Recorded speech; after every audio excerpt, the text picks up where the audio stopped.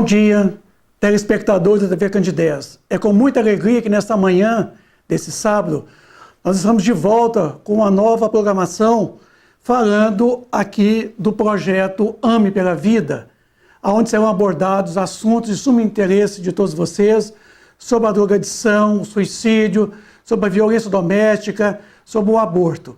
E hoje nós temos a felicidade de poder adentrar o lar de todos vocês. Pedimos licença para que nós possamos levar a mensagem espírita nesta manhã de hoje, tratando de um assunto que com certeza é de suma importância para todos vocês: a violência doméstica e a violência urbana. Para tanto, esse programa ele é uma realização da AME, Aliança Municipal Espírita de Divinópolis. Estamos aqui hoje recebendo o Ives Facuri, onde vai ser realmente o nosso entrevistado essa manhã, respondendo perguntas pertinentes à violência doméstica e à violência urbana. Ives, bom dia. Bom dia, Vicente. Seja muito bem-vindo a esse nosso programa de hoje, onde teremos algumas perguntas. Com certeza, os nossos telespectadores já têm a resposta, mas hoje é a doutrina espírita que vai estar respondendo para todos nós. Ô Ives, existe fato a chamada violência doméstica, aquela que acontece entre quatro paredes, onde pais, onde irmãos violentam os próprios irmãos ou os próprios filhos? Muito mais do que a gente imagina, Vicente. Bom dia a todos mais uma vez. A violência doméstica, ela aumenta a cada dia. Nós sabemos que o quadro que se apresenta, o índice dentro das estatísticas que nós podemos nos deparar, são enormes. A violência doméstica, portanto, é uma realidade da nossa atualidade e que denota ainda uma reminiscência muito grande do nosso estado de primitivismo, do nosso estado de barbárie. Porque, segundo os bons espíritos, a violência é o sentimento que mais nos aproxima dos nossos irmãos animais. Com o agravante que nós já possuímos o quê? A consciência, o senso moral, o que torna a questão da violência um pouco mais grave na nossa condição. Agora, é bom ressaltar que a violência doméstica não se restringe única e exclusivamente nos atritos físicos. Sim. A violência doméstica, ela passa pelas agressões do ponto de vista emocional, Sim. Através de palavras, através de repreensões exageradas, cuja a violência física ela é o apogeu. Sim. Ou seja, o desencadeamento máximo dessa violência, que começa com violências menores. Às vezes é um boicote, às vezes é um xingamento. Tudo isso nós podemos enquadrar no que se refere à violência doméstica. Sim. Ô Ives, essa violência que nós estamos vivendo hoje na sociedade urbana, ela decorre da violência doméstica? Tem alguma coisa a ver?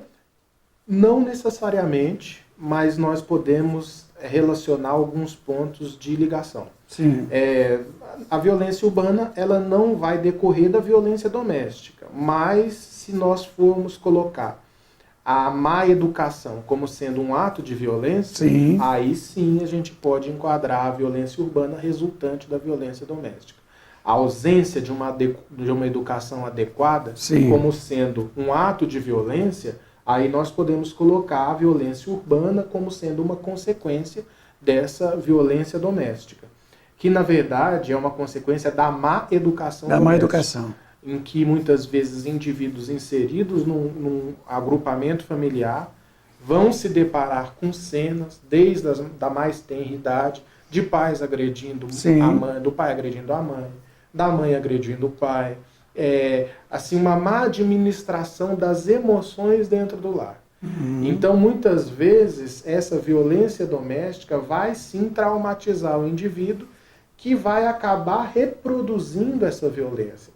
Agora, pode ser que o indivíduo também tome antipatia pela violência e sim, passe... Isso também vai depender da maturidade do espírito. Certo. Então, quanto mais maduro é o espírito, mais ele vai saber se desligar do meio, entendendo os processos que ali estão ocorrendo. Então, se o espírito ainda é um espírito vinculado, muito atrelado às más tendências, certamente essa influenciação vai ser maior. Agora, se já é um espírito mais esclarecido do ponto de vista intelecto-moral, a aversão à violência talvez seja uma realidade dele. É como existem pessoas que falam assim, mas eu fui alcoólatra, meu pai era alcoólatra, meu avô era alcoólatra. Tudo bem. Mas existem outras que, ao dizerem que o pai e o avô eram alcoólatra, sente uma repugnância muito grande para com o álcool. Com certeza. Ou seja, aquilo ali, de certa forma, serviu para educá-lo num sentido contrário. Então, a violência também, a gente pode caracterizá-la dessa maneira. A violência urbana, ela pode decorrer de uma violência doméstica, em que o indivíduo não administrou bem as suas experiências no lar, ou pode levar também o indivíduo a cultivar uma aversão à violência, justamente pelaquilo que presenciou. Interessante que a gente percebe que a família, digamos assim, ela é uma máter da sociedade, né? Porque é na família que começa realmente todo o processo de educação, é onde nós projetamos nossos filhos no contexto social. Então a sociedade começa realmente na pequena república, que é a família. Então, por isso que nós lançamos essa pergunta, porque hoje, se você quiser perceber a violência urbana, você dá uma olhada para dentro das nossas famílias. Você percebe dentro da mesma família uma violência talvez assim muito mais psicológica, que você colocou, do que a própria física. E isso projeta no contexto social. E o contexto social hoje é essa formação de todas as famílias, de toda a sociedade, levando essa violência que nós estamos vendo aí, que está sem limites. Ô Ives, a violência doméstica urbana, ela está associada à condição espiritual, moral? Sim, no Evangelho segundo o Espiritismo, em uma lição intitulada O Duelo, a espiritualidade por intermédio de Allan Kardec vai nos trazer que a violência, o duelo, o conflito, ele é uma marca de um barbarismo ainda próprio do homem. Então, o Livro dos Espíritos também nos coloca que tudo aquilo que aproxima o homem da sua natureza animal, o distancia da sua natureza espiritual. Interessante. Então, quanto mais nós vamos nos deparando com gestos de violência, maior o índice de barbarismo que a gente também vai poder identificar no homem. Agora, uma coisa que é muito importante a gente reconhecer é que muitas vezes as pessoas vão falar assim, mas a violência está aumentando.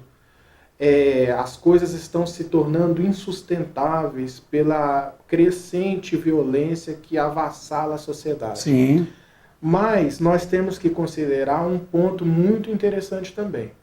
O ser humano, ele se aperfeiçoou do ponto de vista da sua sensibilidade. Então, talvez algumas ações, algumas atitudes que nós nos deparamos na sociedade nos escandalizem muito mais do que um dia já nos escandalizou. Porque a sensibilidade do homem, ela se aperfeiçoou, ela se aprimorou. Então, qualquer gesto de violência passa a chamar muito mais atenção, passa a causar muito mais o chamado escândalo, certo, do que em outra época em que o homem ele era muito afeiçoado à brutalidade. Então, a sensibilidade aperfeiçoada, o senso moral, como coloca Allan Kardec, aperfeiçoado, também vai nos dar a impressão de que a violência aumentou.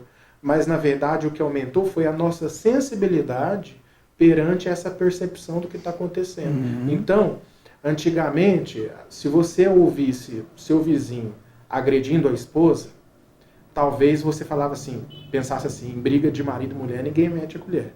Né? Ou se você visse um espancamento, se você visse alguma atitude, talvez você baixasse a cabeça e fizesse ali a vista grossa. Hoje, como a nossa sensibilidade já se aprimorou, você não consegue ficar quieto. Você já pega o telefone, você já denuncia. Já denuncia. Porque as pessoas não estão aceitando mais a violência. Então dá uma impressão de que a violência ela tem se multiplicado. Mas a nossa sensibilidade também muda um pouco. Tem aumentado. Tem aumentado. Isso, porque isso vem denunciar realmente, né, quando você se depara com uma situação. Amigos, telespectadores da TV Candidez, você que ligou a sua televisão agora, você está sintonizado à TV Cantidez, você está assistindo o programa Espírita Nova Era. E hoje se tratando de um assunto, a violência doméstica e a violência urbana, com o nosso amigo Ives Facuri. Ô Ives, como é que fica a condição do criminoso no mundo espiritual? O que acontece com essas criaturas que geram a violência, que a violência é resultado das ações dele? Como é que eles ficam no mundo espiritual? Bom, primeiro vamos classificar o que é crime, ou o que é criminoso, segundo a visão espírita, evidentemente. O Evangelho segundo o Espiritismo, no capítulo intitulado Fora da Caridade Não Há Salvação, tem uma lição intitulada Caridade para com os Criminosos. Caridade interessante. Para com os criminosos. Nessa lição, a espiritualidade, através de Allan Kardec, vem nos trazer que existem muitos crimes aos olhos de Deus que perante o Código Penal dos homens não são sequer faltas leves. Então você vê que a gente amplia a noção de crime de criminoso. Porque às vezes a gente acha que crime é simplesmente uma violação das leis dos homens. Mas muitas vezes uma violação das leis de Deus não significa uma violação das leis dos homens, mas nem por isso deixa de ser crime. Deixa de ser crime. Interessante. Então, um orgulho exacerbado que te leva a ser uma pessoa arbitrária no seu local de trabalho, é um crime perante a lei dos homens? Não, mas talvez perante a lei de Deus, sim. Então, o criminoso no plano espiritual talvez sejamos todos nós. É por isso que o Chico ele falava assim, meu filho, criminoso é sempre algum de nós que foi descoberto. Porque nós todos violamos as leis divinas. Então, a criminalidade ampliada nesse sentido pode caracterizar todos nós. Agora, esse crime mais atroz que a gente se depara, de um homicídio, de um tráfico de drogas, que são crimes perante as leis de Deus, mas também são crimes perante as leis dos homens, representa uma triste condição para o espírito que desencarna nessa situação. Um homicídio, ele vai gerar consequências talvez para 2, 3, 4 encarnações. Alguém atrelado a um tráfico de drogas, por exemplo, vai gerar um compromisso espiritual talvez para 2, 3... Ele vai ter que resgatar isso, mais cedo ou mais tarde. Ele vai ter que resgatar. E como a gente sabe que o mundo ele vem se transformando muito rápido, e a gente pode, através de Manuel Filomeno de Miranda, alguns outros espíritos, notar alguns sinais de uma transição planetária, nós vamos perceber que muitas vezes esses espíritos que estão desencarnando nessa condição, talvez não tenham oportunidade mais no orbe terrestre de reparar... De retornar aqui tão cedo. Tão cedo. Talvez tenham que reparar suas ações em outros planetas. Em outros orbes. Mais primitivos. Não é que Deus vai punir, levando daqui para ali.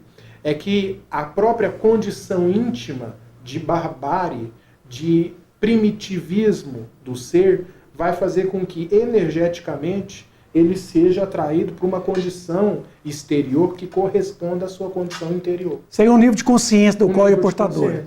Se coloca, ele se precipita naquela condição regional, numa colônia talvez, ou numa situação assim mais próxima à crosta terrena, onde nós chamamos de região umbralina, seria a consciência dele que precipita ele, quer dizer, que coloca ele naquela condição. Naquela condição, porque a consciência, ou seja, a intimidade do ser é o que determina a sua exterioridade. Ah, interessante. Então, quer dizer, a condição exterior, ela vai ser toda moldada pela sua condição interior. E a gente pode estar vivendo num umbral aqui mesmo na Terra, aqui mesmo na crosta terrestre. Porque dependendo da sua condição interior, a gente vai olhar para as mesmas coisas, só que você vai ver tudo cinza e eu vou ver tudo colorido. Ou eu vou ver tudo cinza e você vai ver tudo colorido. Dependendo dessa condição de consciência. De consciência. Que você colocou. O nível de consciência do qual a gente se coloca no dia a dia. Então o céu seria um estado de consciência, como o inferno também seria um estado de consciência. Sem dúvida. Da qual a gente se coloca. Ô Ives, o Evangelho de Jesus Cristo, ele seria uma solução, assim, a curto prazo, para trabalhar essa violência doméstica urbana? Sem dúvida. A pergunta 754 do Livro dos Espíritos, Allan Kardec pergunta para a espiritualidade o seguinte: a crueldade seria resultado da ausência do senso moral? E aí a espiritualidade, de uma maneira muito sábia, responde: a palavra ausência não seria certa, Interessante. mas o não desenvolvimento. Porque o princípio do senso moral está em todos nós. Ele está em germe, mas está. E o que acontece com o Evangelho de Jesus? O Evangelho de Jesus, ele colabora para a dilatação do nosso senso moral.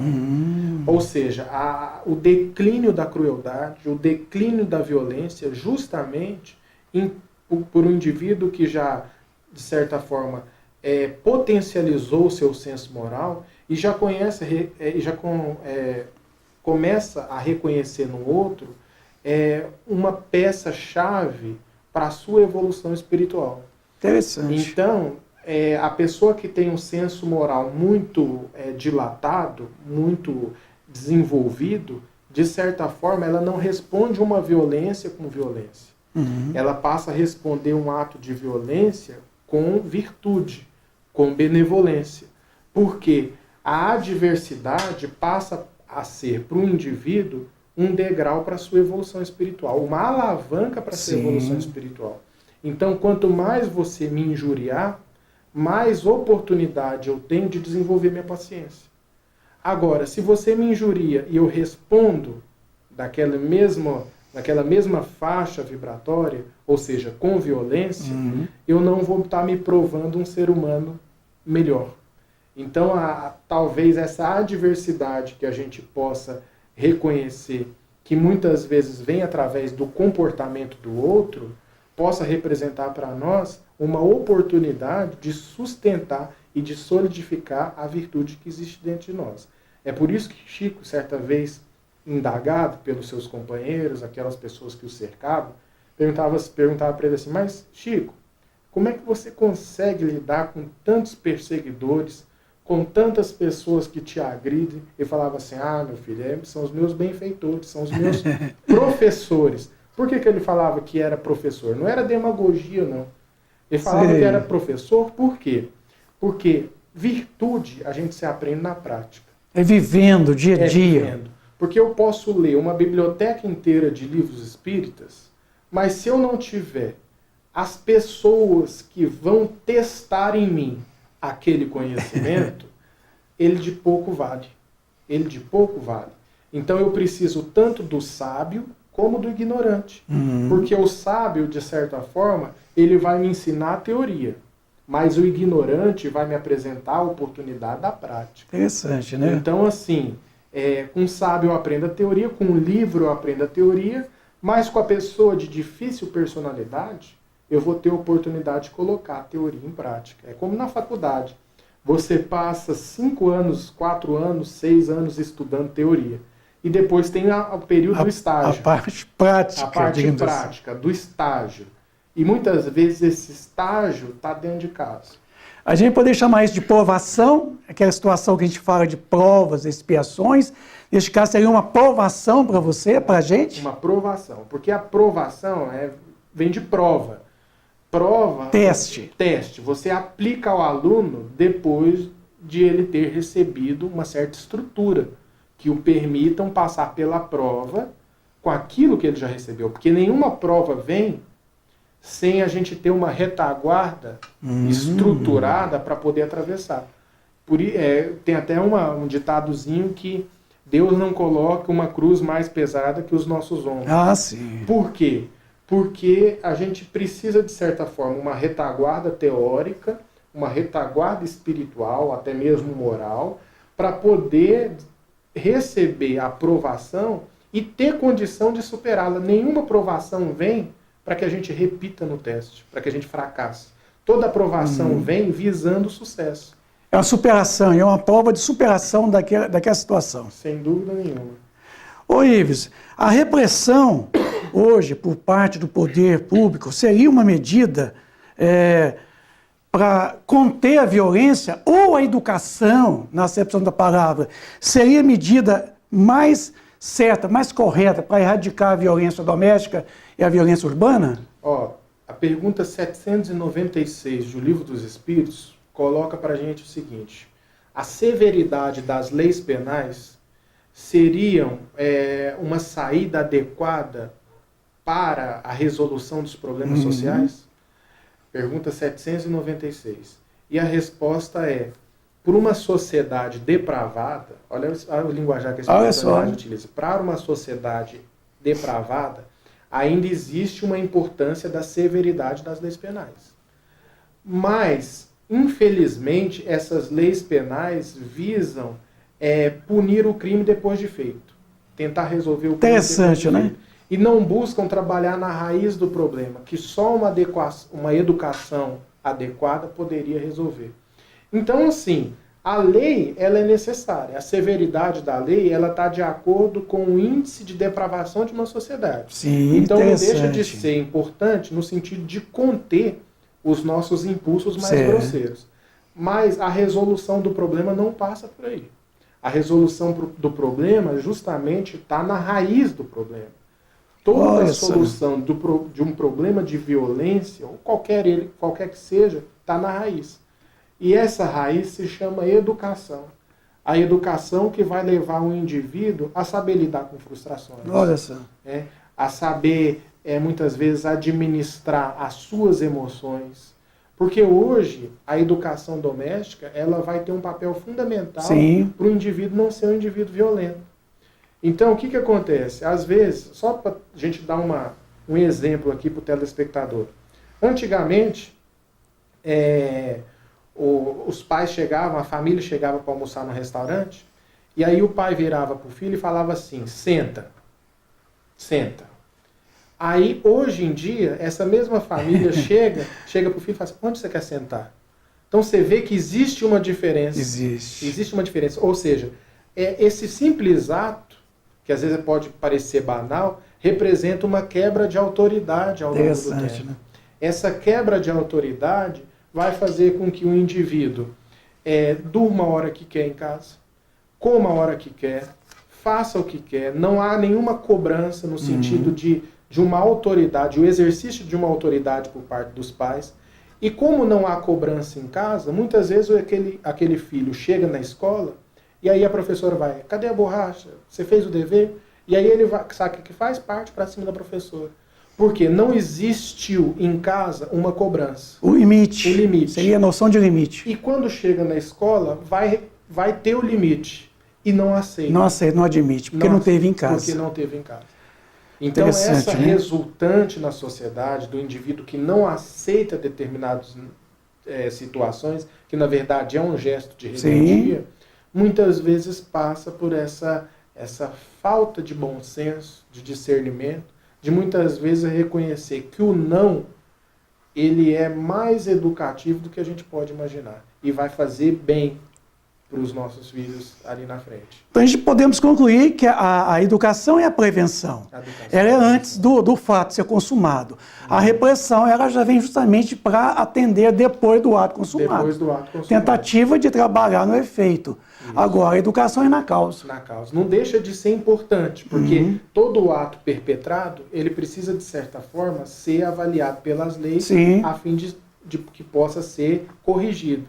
Mas a correção real, ela vai vir da educação. Ô Ives, nosso tempo já está esgotando. Eu gostaria que você deixasse as suas considerações finais aos nossos telespectadores da TV Candidez.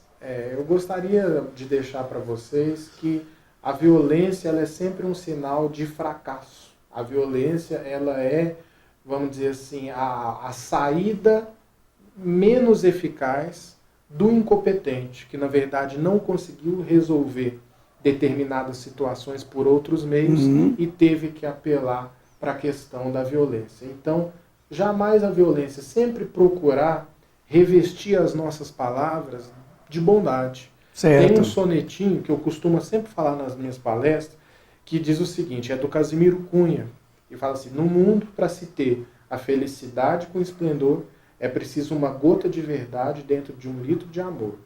Então, muitas vezes a gente pega um barril da nossa verdade, arremessa na cabeça do outro, sem uma gota de amor. Sem a gota de amor. Então, é revestir os nossos pensamentos, as nossas palavras e os nossos atos com esse sentimento do amor, que a gente vai ter sucesso em qualquer setor da sociedade. Ô Ives, nós te agradecemos por mais essa entrevista, essa manhã.